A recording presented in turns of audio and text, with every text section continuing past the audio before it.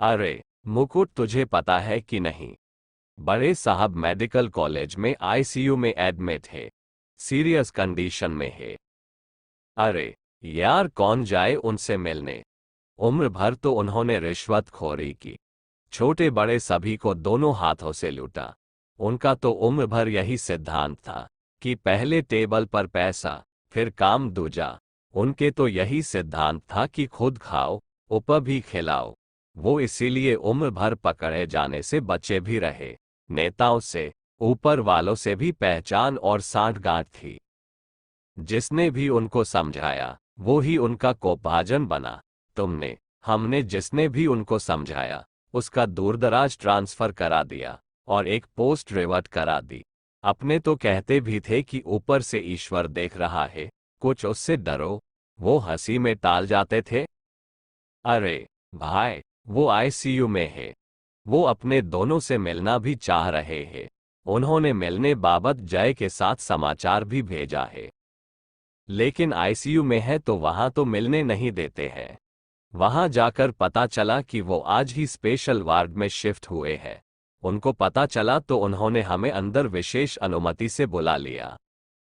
उनको देखकर हमें लग ही नहीं रहा था कि ये बड़े साहब हैं। हमने उन्हें देखा, वो सूख कर कांटा हो गए थे। बड़े साहब ने हमारे हाथों को कसकर पकड़ा और रुआन से होकर बोले, मुझे तुम दोनों माफ कर दो। तुम मुझे सही मार्ग बता रहे थे, किंतु मैं स्वयं ही गलत था। मेरे कर्मों का प्रतिफल वापस लौट कर आया है। मेरे कर्मों की सजा मुझे यही मिल रही है। देखो मेरा शरीर कैसा हो चुका है। श्रीमती जी पहले ही स्वर्ग से धार चुकी हैं। तीनों लड़कों की पढ़ाई पर ज्यादा ध्यान नहीं दिया, सो वो अपना छोटा मोटा धंधा करते हैं।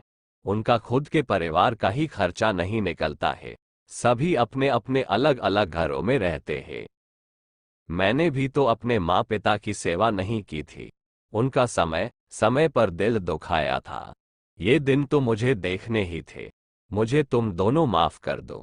उस समय बस मुझे पर रिश्वत लेने का नशा चढ़ा हुआ था। अतएव तुम दोनों को भी मैंने बहुत परेशान किया। उस समय तो मैं स्वयं ही ईश्वर बना हुआ था।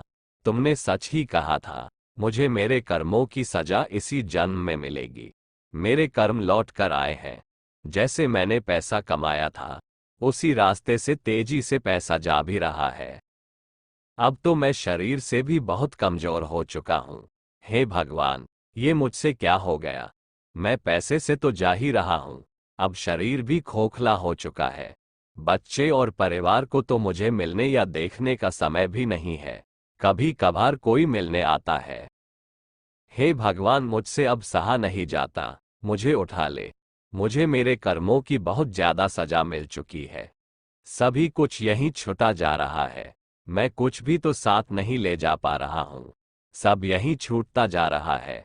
हे भगवान, अब हम भी बुझे बुझे मन से कमरे से बाहर आ रहे थे। कर्मों का प्रतिफल जो सामने दृष्टिगोचर था,